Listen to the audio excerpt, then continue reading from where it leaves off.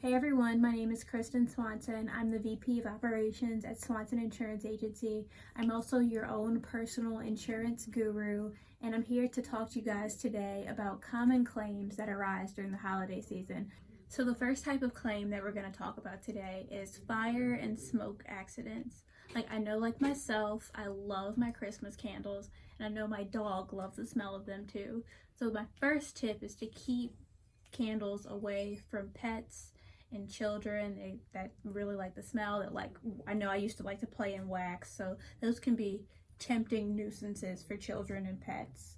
Another tip for mitigating that type of risk is cleaning your chimneys once a year. I know it might not be as common for us. We're here based in Louisiana, so we don't really use our chimneys that often, but it's still important to keep them clean because different animals may get in them, and especially if you do decide you do want to use them throughout the year, you definitely want to make sure that it's clean.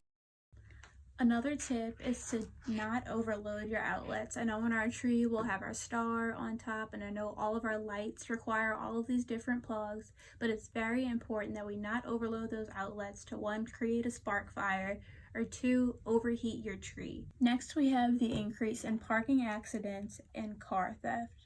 1 in 5 car accidents happen in a parking lot. That increases to 2 in 5 accidents during the holiday season. Here's some tips to help avoid being part of that statistic. 1, try not to park near cart returns. That's just an easy area to get dents and scratches in your car and people will just walk away and pretend like it never happened. 2, try to park near well-lit areas, especially when you're shopping during the holiday season, just to make sure that you're not an easy target to get that car stolen or your gift stolen.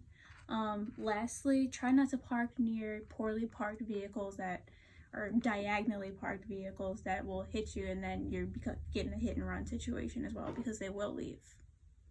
Rear end collisions tend to happen more often during the holiday season as well, not just in parking lots, because we're impatient, there's more traffic jams.